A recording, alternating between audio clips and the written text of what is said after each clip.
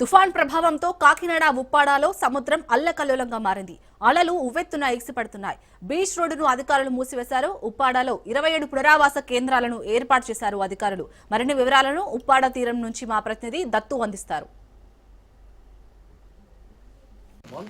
తుఫాన్ ప్రభావంతో కాకినాడ జిల్లా వ్యాప్తంగా ఉన్నటువంటి తీర ప్రాంతంలో చాలా విషాద ఛాయలని చెప్పొచ్చు. చాలా ఇబ్బందికర పరిస్థితులు నెలకొని ఉన్నాయి.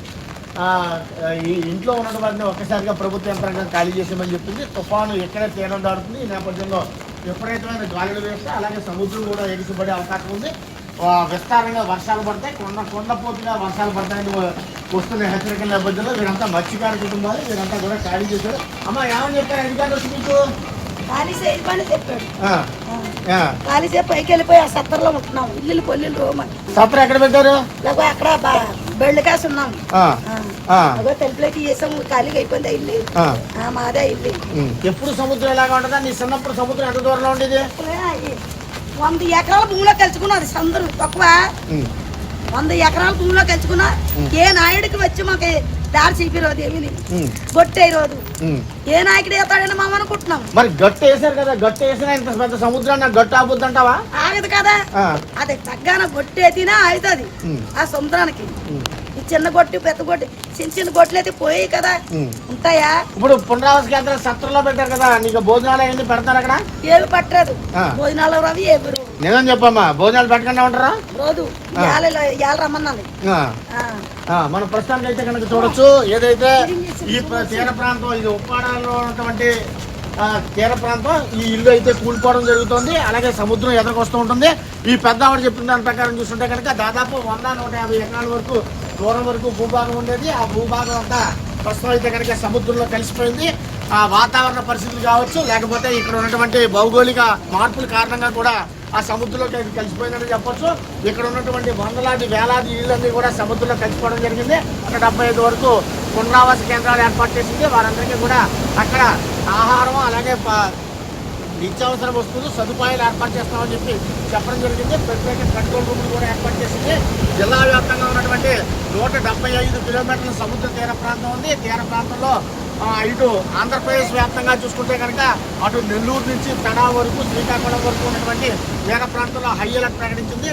ఆ రెడ్ అలర్ట్ కూడా చెప్పొచ్చు. ఈ ప్రస్తుతానికి అయితే కనుక సముద్రంలో గాలి తీవ్రత 40 కిలోమీటర్ల వేగంతో ఉంటుంది. దాని తర్వాత తుఫాను మరింత బలపడిన తర్వాత ఆ గాలుల తీవ్రత అయితే కనుక 40 కిలోమీటర్ల నుండి ఎన్డీఆర్ఎఫ్కి సంబంధించినటువంటి దళాలందరినీ కూడా ఇక్కడ పంపించడం జరిగింది. విపత్కర పరిస్థితులు వచ్చినప్పుడు ఎదుర్కోవడానికి తగిన ఏర్పాట్లు చేయడానికి ఆ బృందం వచ్చిందని చెప్పొచ్చు. ఇలా ఇబ్బంది పడతారా?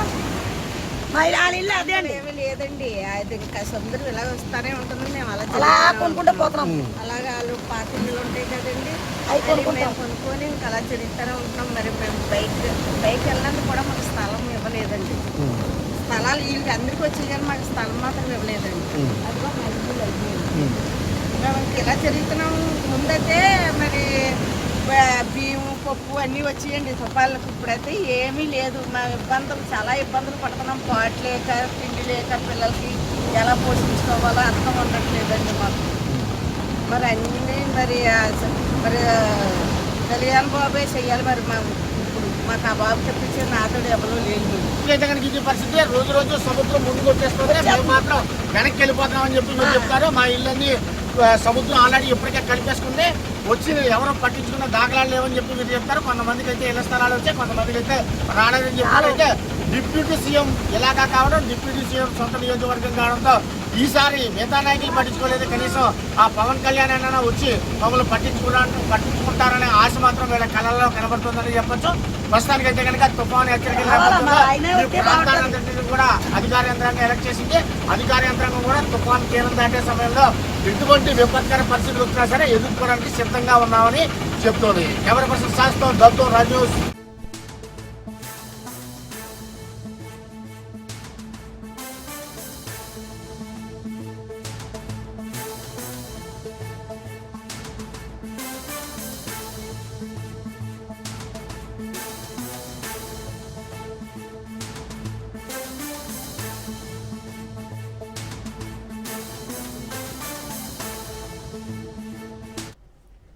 బ్రేకింగ్ న్యూస్ చూస్తున్నాం. పరాకమణి చోరీ కేసును అత్యవసరంగా సిబిసిఐడితో విచారణ చేపట్టాలని హైకోర్టు ఆదేశాలు జారీ చేసింది.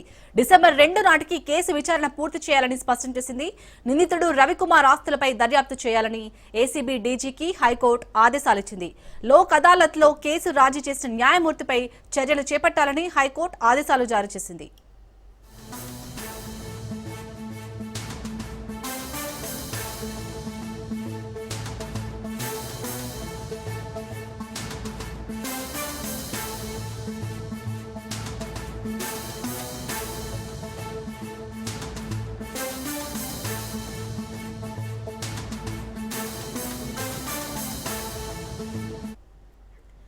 పరకామణి చోరీ కేసును అత్యవసరంగా సిబిసిఐడితో విచారణ చేపట్టాలని హైకోర్టు ఆదేశాలు జారీ చేసింది.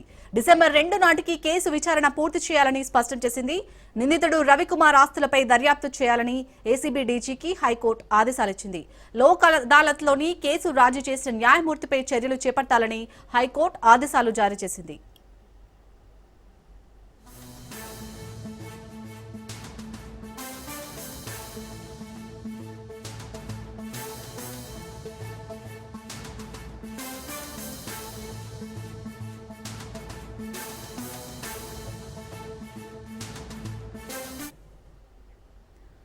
పరకామణి చోరీ కేసును అత్యవసరంగా సిబిసిఐడితో విచారణ చేపట్టాలని హైకోర్టు ఆదేశాలు జారీ చేసింది.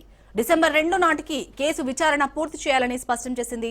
నిందితుడు రవికుమార్ ఆస్తులపై దర్యాప్తు చేయాలని ఏసీబీ డీజీకి హైకోర్టు ఆదేశాలిచ్చింది. లోక్ అదాలత్లో కేసు రాజీ చేసిన న్యాయమూర్తిపై చర్యలు చేపట్టాలని హైకోర్టు ఆదేశాలు జారీ చేసింది.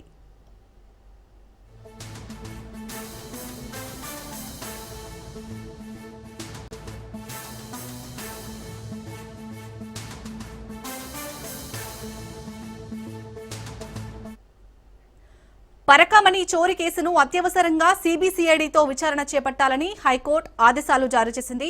డిసెంబర్ 2 నాటికి కేసు విచారణ పూర్తి చేయాలని స్పష్టం చేసింది.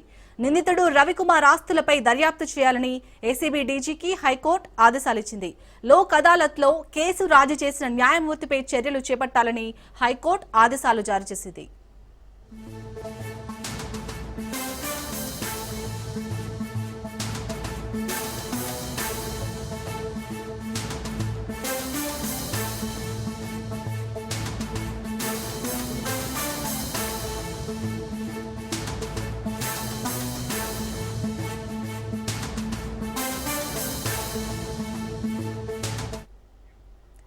రైట్ గా ఇదే అంశానికి సంబంధించి పూర్తి డీటెయిల్స్ మా క్రైమ్ బ్యూరో చీఫ్ మధు అందిస్తారు.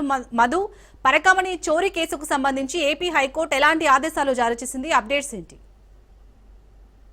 ఒకటే విషయం చెప్పింది, కేసుకు సంబంధించి ఇంకా దర్యాప్తు కొనసాగాలి, సిబిసిఐడితో ఎంక్వైరీ చేయించాలంటూ కూడా కాసేపటి క్రితమే ఏపీ హైకోర్టు ఈ ఆదేశాలను జారీ చేసింది. డిసెంబర్ 2వ తేదీ వరకు కూడా పూర్తి స్థాయి నివేదిక, అసలు పరకామణి కేసులో ఏం జరిగింది అనే దానికి సంబంధించినటువంటి పూర్తి స్థాయి నివేదికను సమర్పించాలంటూ కూడా ఏపీ హైకోర్టు అయితే ఈ ఆదేశాలు జారీ చేశారు. ఒకటి, ఎవరైతే రవికుమార్ ఉన్నారో ఏవిఎస్ఓ సతీష్ కుమార్, వీళ్ళిద్దరూ టీటీడీకి సంబంధం లేకుండా ఏ విధంగా కాంప్రమైజ్ అయ్యారో మాకు తెలియదు అంటూ కూడా ఈవో అనిల్ ఇచ్చినటువంటి స్టేట్మెంట్ ఏదైతుందో ఆ స్టేట్మెంట్ను కూడా జత చేయడం జరిగింది. సో ఇంకా తెలిసిపోయింది, ఇందులో ఎటువంటి డౌట్ లేదు. ఈ మొత్తం పరకామణి వ్యవహారంలో లోపల కాంప్రమైజులు అయిపోయి కేసునంతటిని కూడా నీరు గార్చే ప్రయత్నం చేస్తున్నారు అనేటటువంటి ఒక ప్రీ ప్లాన్ ఏదైతుందో అది జరిగింది అనేటటువంటిది అయితే స్పష్టంగా అర్థమైపోతుంది. మరి పరకామణి కేసులో ఎవరిని తప్పించడానికి వెనక ఉండి కుట్రలు చేసినటువంటి పెద్దలు ఎవరు, ఆ పెద్దల భాగోతాలు కూడా ఇప్పుడు బయటికి రావాల్సినటువంటి విషయమే.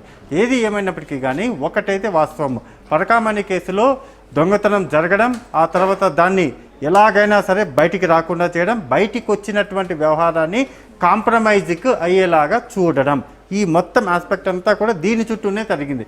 మరి ఇంత చేయాల్సినటువంటి వారెవరు, ఎందుకని ఇంత చేయాల్సి వచ్చింది అంటే వీళ్ళు ఈ ఒక్కటే కాకుండా, అంటే ఇప్పుడు బయటపడినటువంటి దొంగతనం ఒకటే కాకుండా అంతకంటే ముందు జరిగినటువంటి దొంగతనాలు ఏవైతే ఉన్నాయో అవి చాలా కీలకం. సో అందులో భాగంగానే అవి బయటికి రాకుండా ఉండాలి అంటే ఇప్పుడు బయటపడినటువంటి ఈ కేసును ఎలాగైనా సరే నీరు గార్చే ప్రయత్నం, ఎక్కడా కూడా వ్యవహారం అంతా కూడా స్ప్రెడ్ అవ్వకుండా, దీని మీద ఎంక్వైరీలు అవ్వకుండా కూల్గా కాంప్రమైజ్ చేసేలాగా ప్రయత్నాలు చేసినటువంటి వారి విషయంలో ఏపీ హైకోర్టు అయితే చాలా సీరియస్గానే అయింది. చాలా సీరియస్ అవుతూనే ఆస్తులు ఎంత ఉన్నాయి, రవికుమార్ ఎవరైతే ఉన్నారో రవికుమార్కు సంబంధించినటువంటి ఆస్తుల మీద దర్యాప్తు జరపాలంటూ కూడా ఏపీ ఏసీబీ డీజీకి అయితే ఆదేశాలు జారీ చేశారు. డిసెంబర్ 2వ తేదీన పూర్తి స్థాయి నివేదిక అటు సిబిసిఐడి ఎంక్వైరీ జరగబోతుంది. అదేవిధంగా ఏసీబీ కూడా రవికుమార్కు ఉన్నటువంటి ఆస్తులు ఏవైతే ఉన్నాయో వాటి మీద కూడా దర్యాప్తు జరపబోతున్నారు. అంటే చిట్టా మొత్తం రెడీ అయ్యింది. అక్యూజ్డ్ పర్సనే కాకుండా దీని వెనక ఉన్నటువంటి వారు ఎవరు అనే భాగోతాలు కూడా అతి త్వరలో బయటికి రాబోతున్నాయి. మధు, మరి ఇప్పుడు ఏపీ హైకోర్టు ఇచ్చిన ఆదేశాల మేరకు ఎవరైతే నిజంగా ఈ పరకామణి కేసులో నిందితులు ఉన్నారో వారికి శిక్ష పడే అవకాశం కనిపిస్తుందా? రవికుమార్ ఎవరైతే ఉన్నారో అతన్ని ఓకే అక్యూజ్డ్ పర్సన్. ఈ రవికుమార్ కాకుండా ఏవిఎస్ఓ సతీష్ కుమార్, ఇది ఇప్పుడు తెర మీదకి వచ్చినటువంటి పేరు. మరి ఏవిఎస్ఓ సతీష్ కుమార్ ఎవరైతే ఉన్నారో అతను టీటీడీకి సంబంధం లేకుండా, టీటీడీకి చెప్పకుండా ఈ మొత్తం వ్యవహారాన్ని కాంప్రమైజ్ అయ్యడానికి అతను చేయడం, అంటే లోక్ అదాలత్కు వెళ్ళి లోక్ అదాలత్లో కాంప్రమైజ్కు ఏవిఎస్ఓ సతీష్ ఎవరైతే ఉన్నారో ఇతను వెళ్ళి కాంప్రమైజ్ చేయడం అంటే ఎవరికి చెప్పి చేశారు? నిజంగానే టీటీడీకి సంబంధించినటువంటి ఉన్నతాధికారులకు చెప్పి వారి అనుమతి తీసుకొని వారి అనుమతి ద్వారానే వెళ్ళి లోక్ అదాలత్లో కాంప్రమైజ్ అయ్యారా అంటే దానికి టీటీడీ ఏం చెప్పింది? అసలు మాకేమాత్రం సంబంధం లేదు. ఈవో అనిల్ ఎవరైతే ఉన్నారో అనిల్ సింఘాల్ చాలా స్పష్టంగా కూడా కోర్టుకి ఇచ్చినటువంటి పిటిషన్ ఏదైతే వివరాలు ఉన్నాయో ఆ వివరాలలో చాలా స్పష్టంగా కూడా చెప్పారు. మాకు చెప్పకుండా, అంటే మా అనుమతి ఏమాత్రం కూడా తీసుకోకుండానే ఇదంతా కూడా జరిగిపోయింది. అట్లా ఎందుకని ఏబిఎస్ఓ సతీష్ కుమార్ అలా చేశాడో మాకైతే తెలియదు అని కోర్టుకు అయితే ఇప్పుడు అనిల్ సింఘాల్ అయితే చెప్పారు. ఎవరైతే టీటీడీ ఈవో ఉన్నారో ఆయన హైకోర్టుకి అయితే చెప్పడం జరిగింది. మరి ఇలా అంటే ఒకరికి తెలియకుండా ఒకరు ఎవరి పార్టీకి వారు వెళ్ళి కాంప్రమైజ్ చేసుకుంటూ ఉండడంతో ఈ మొత్తం వ్యవహారంలో ఏం జరిగింది, అసలు ఏం జరుగుతోంది మాకు తెలియాలంటూ కూడా ఏపీ హైకోర్టు అయితే ఈరోజు ఆదేశాలు జారీ చేసి ఆస్తుల మీద, అంటే రవికుమార్ ఎవరైతే ఉన్నారో అక్యూజ్డ్ పర్సన్ ఎవరైతే ఉన్నారో అతని ఆస్తుల మీద దర్యాప్తు జరపాలంటూ కూడా ఏసీపీ డీజీకి ఆదేశాలు జారీ చేస్తూనే సిబిసిఐడి చేత పరకామణి కేసుకు సంబంధించినటువంటి వ్యవహారంలో ఏం జరిగిందో పూర్తి స్థాయి నివేదిక కావాలంటూ కూడా సిబిసిఐడికి ఆదేశాలు జారీ చేశారు. Right, thank you Madhu.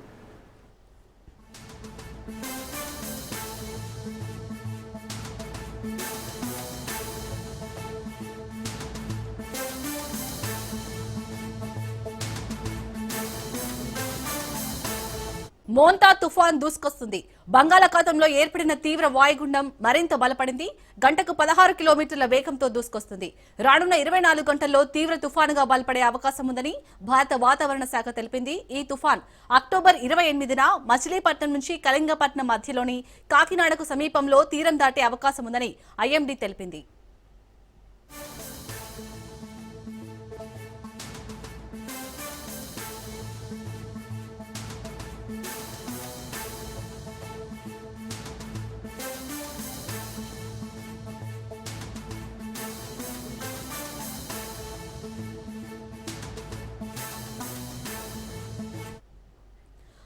ప్రస్తుతం తుఫాన్ కాకినాడకు ఆగ్నేయంగా సుమారు 680 కిలోమీటర్లు, గోపాల్పూర్కు 850 కిలోమీటర్ల దూరంలో కేంద్రీకృతమై ఉంది. వేగంగా పశ్చిమ వాయువ్య దిశగా కదులుతున్న మోంతా తీరం దాటే సమయానికి గంటకు 100 కిలోమీటర్ల వేగంతో ఈదురుగాలులు వీచే అవకాశం ఉందని వాతావరణ శాఖ అంచనా వేసింది. దీంతో రానున్న 48 గంటల్లో కోస్తాంధ్రలో భారీ నుంచి అతి భారీ వర్షాలు కురిసే ఛాన్స్ ఉన్నట్లు పేర్కొంది. ఈ నేపథ్యంలో రాష్ట్రంలోని 7 జిల్లాలకు రెడ్ అలర్ట్ జారీ చేసింది. పొట్టి శ్రీరాములు, నెల్లూరు, ప్రకాశం, బాపట్ల, కృష్ణా, పశ్చిమ గోదావరి, కోనసీమ, కాకినాడ జిల్లాలో అత్యంత భారీ వర్షాలు కురిసే అవకాశం ఉందని హెచ్చరించింది. ఈ ప్రాంతాల్లో బలమైన ఈదురుగాలులు వీస్తాయని ప్రజలు అప్రమత్తంగా ఉండాలని సూచించింది.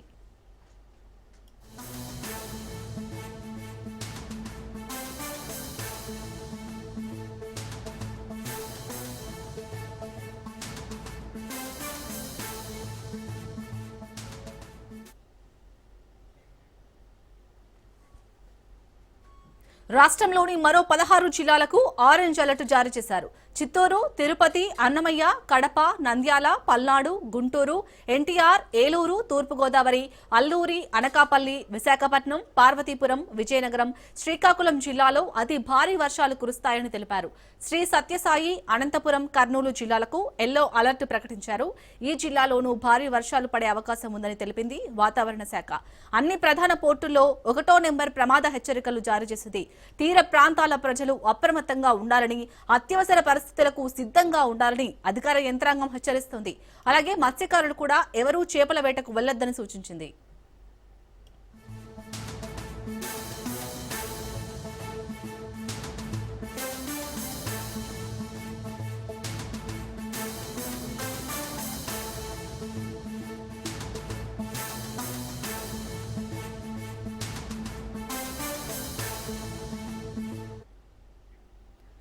మోంతా తుఫాన్ కు సంబంధించి మరింత సమాచారాన్ని మా ప్రతినిధి సూర్యప్రకాష్ అందిస్తారు.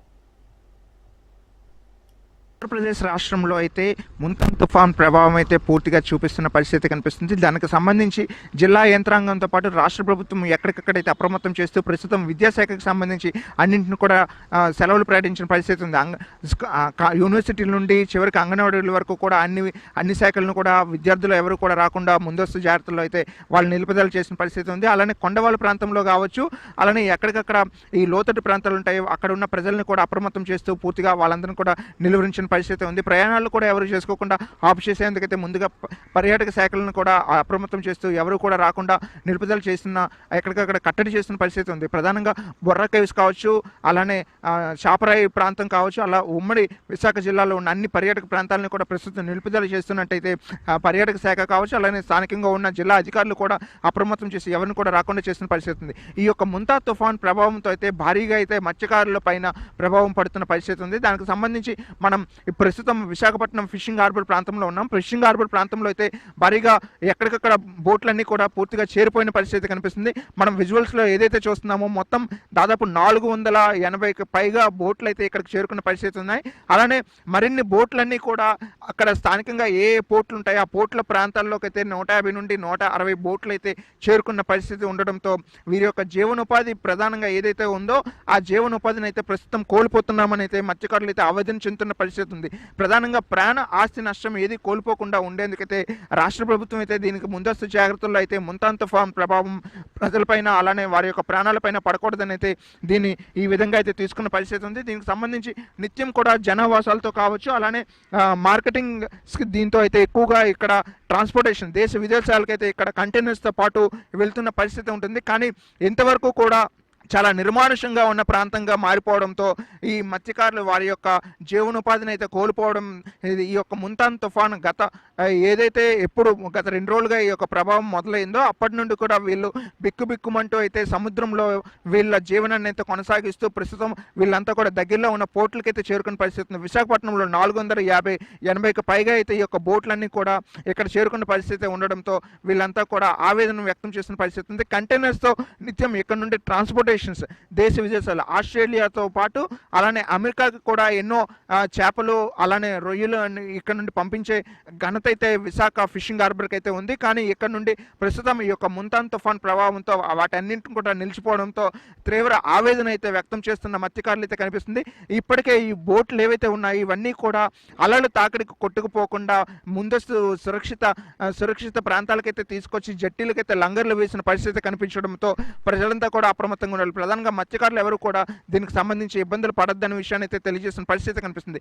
ఇక్కడ ఉన్న ఈ ప్రాంతంలో ఏదైతే నివసిస్తుంటారో వాళ్ళంతా కూడా సురక్షితంగా ఉండాలని అయితే ప్రస్తుతం తెలియజేస్తున్న పరిస్థితి. ప్రస్తుతం అలల తీవ్రత కూడా 2.5 మీటర్ల నుండి 3 మీటర్ల పై ఎత్తుకైతే ఎగిసిపడడంతో ఈ బోట్లు కూడా దెబ్బతినే పరిస్థితి ఉండడంతో ప్రస్తుతం మత్స్యకారులు కూడా స్వచ్ఛందంగా చాలా మంది కూడా వారు దగ్గరలో ఉన్న పోర్టులకైతే చేరుకుంటున్న పరిస్థితి ఉందనే విషయాన్ని అయితే తెలియజేస్తున్న పరిస్థితి కనిపిస్తుంది. కెమెరామెన్ సాయి కిరణ్తో సూర్యప్రకాష్ రాజు. తెలంగాణ ఉద్యమ తరహాలోనే బీసీ రిజర్వేషన్ల ఉద్యమాన్ని దశలవారీగా చేపట్టి బీసీ రిజర్వేషన్లు 42% సాధించే వరకు బీసీ ఉద్యమాన్ని ఉధృతం చేస్తామని బీసీ జేఏసీ నేతలు హెచ్చరించారు. కేంద్ర రాష్ట్ర ప్రభుత్వాలు దిగివచ్చే వరకు బీసీల పోరాటాన్ని ఆపే ప్రసక్తే లేదని స్పష్టం చేశారు. హైదరాబాద్లోని బషీర్బాగ్ ప్రెస్ క్లబ్లో బీసీ జేఏసీ ఆధ్వర్యంలో ఏర్పాటు చేసిన సమావేశంలో JAC working chairman Jajula Srinivas Goud, vice chairman VGR Naragoni, co chairman Dasu Suresh, coordinator Gujja కృష్ణలు పాల్గొని మాట్లాడారు. బీసీ జేఏసీ ఇచ్చిన పిలుపు మేరకు 18వ తేదీన జరిగిన రాష్ట్ర బంద్ చరిత్ర సృష్టించిందని, బీసీల బంద్ దేశ పాలకుల గుండెల్లో గుబులు రేపిందని, తెలంగాణలో ఉన్న బీసీల బలమేందో బలగమేందో దేశం మొత్తం చూసిందని BC JAC working chairman Jajula Srinivas Goud అన్నారు.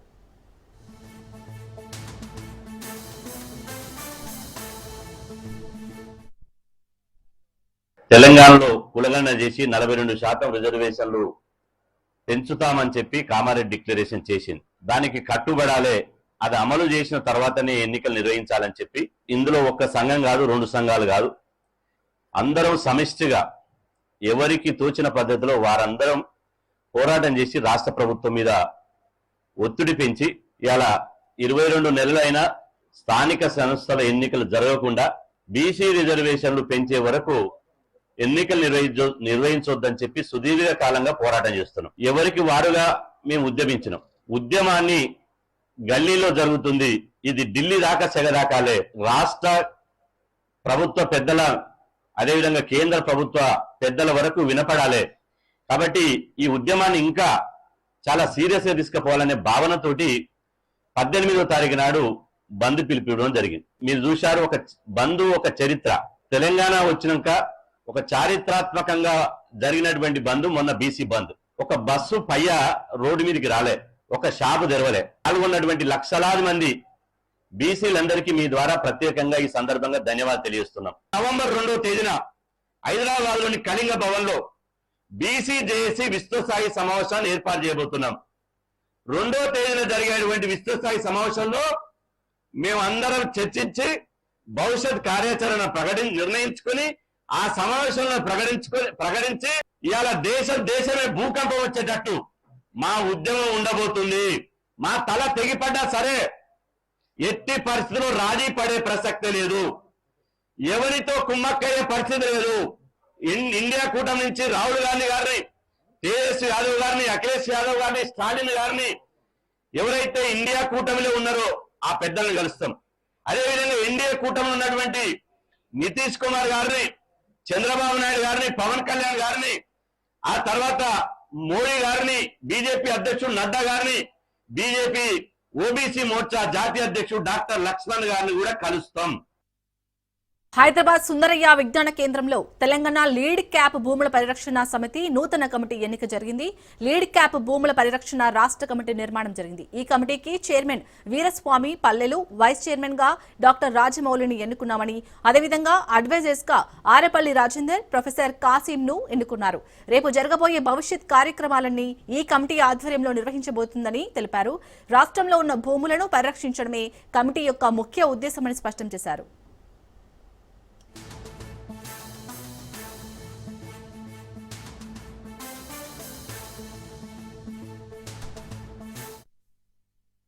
భూములు మాకు లీజుకి ఇచ్చి మాకు గవర్నమెంట్ ఏదైతే టిఎస్ఐ పాస్ కింద ఏ విధంగా అటువంటి ఫెసిలిటీస్ ఇస్తుందో ఆ ఫెసిలిటీస్ ఇస్తే డెఫినెట్ గా మేము ముందుకు తీసుకెళ్లి వీళ్ళందరికీ జీవనోపాధి కల్పిస్తాము.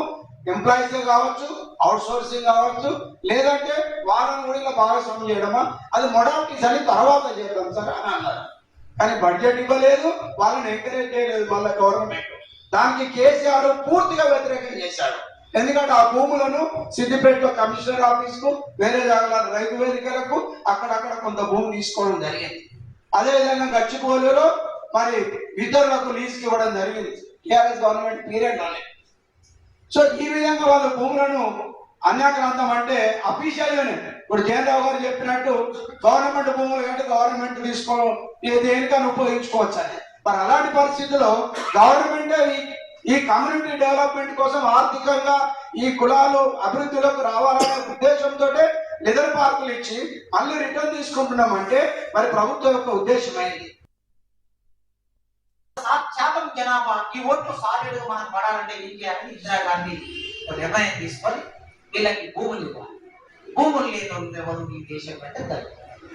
భూములు లేని వాళ్ళు దళితులు కనుక దున్నుకోవడానికి ఈ భూములు ఎకరం భూమి 2 ఎకరాల భూమి 3 ఎకరాల భూమి ఎంత అయితే అంత అక్కడ ఉన్న పరిస్థితిని బట్టి కొంత భూములు ఇచ్చారు. ఆనాడు ఇందిరాగాంధీ కాంగ్రెస్ పార్టీ ఇచ్చినటువంటి ఆ భూములు కొద్ది మేరకి ఇప్పుడు కొద్దిపాటి వ్యవసాయం చేసుకోగలిగే అవకాశం ఉంది అంటే దళితులకు మాన్యం భూములు ఉన్నాయి. అది నైజాం తెలంగాణలో అయితే నైజాం పిల్లల్లో మాన్యం భూములు ఉన్నాయి. మాదిగోళ్ళ మాన్యం అని అంటారు. ఈ మాదిగోళ్ళ మాన్యం ఎందుకు ఇచ్చారు అని అంటే ఊరికి అంతా వీళ్ళు సేవ చేసి పెడతారు కనుక చెరువు కింద ఇంత మాన్యం ఇస్తే ఆ మాన్యము ఒక్కొక్కరు ఒక్కొక్కసారి చేసుకుంటారు. దాంట్లో వచ్చినటువంటి గింజలు తినడానికి తెలియక ఉపయోగపడతారు. పల్నాడు జిల్లా సత్తెనపల్లిలో విషాదం చోటు చేసుకుంది. వైద్యుల నిర్లక్ష్యంతో శిశువు మృతి చెందింది. సత్తెనపల్లి పట్టణం అశోక్ నగర్ కు చెందిన మద్దిగుంట శిరీష పురుటి నొప్పులతో శనివారం ప్రశాంతి ఆసుపత్రిలో చేరింది. నార్మల్ డెలివరీ అవుతుందని చెప్పిన వైద్యులు ఆదివారం వరకు వెయిట్ చేయాలని చెప్పారు. చివరకు ఆదివారం రాత్రి నార్మల్ డెలివరీ చేస్తామని చెప్పిన వైద్యులు ఆ తర్వాత ఆపరేషన్ చేయాలని కుటుంబ సభ్యులకు తెలిపారు. చివరికి ఆపరేషన్ చేసి బాబును బయటకు తీయగా బాబు మృతి చెందాడు. దీంతో బాధిత కుటుంబ సభ్యులు ఆసుపత్రి ముందు ఆందోళన దిగారు. నార్మల్ డెలివరీ అని చెప్పి గంట ముందు వచ్చి నార్మల్ డెలివరీ సాధ్యపడదని చెప్పి ఆపరేషన్ చేశారని బాధిత కుటుంబ సభ్యులు ఆరోపిస్తున్నారు. హాస్పిటల్ యాజమాన్యం నిర్లక్ష్యం వల్లే బాబు చనిపోయాడని బాధితులు ఆసుపత్రి ఎదుట బైఠాయించారు.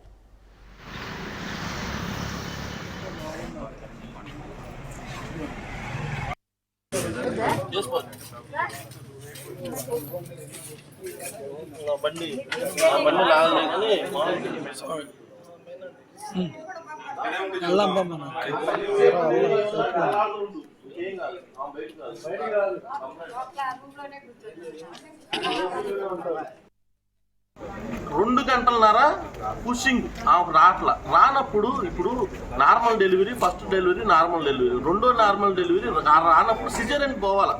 సిజేరియన్కి పోకుండా 2 గంటల సేపు ఉమ్మనీరు పోయిందన్న ఆలోచన మీకు వచ్చినప్పుడు సిజేరియన్కి పోవాలిగా. ఆదివారాలండి మొత్తు డాక్టర్లు ఏడుంటారండి అని చెప్పేసి అన్నారు. మరి పరిస్థితి చేయిదారినప్పుడు మొత్తు ఆపరేషన్కి ఎందుకు పోయారు? మరి మీరు మొత్తు డాక్టర్ 5 నిమిషాల్లో వచ్చాడు.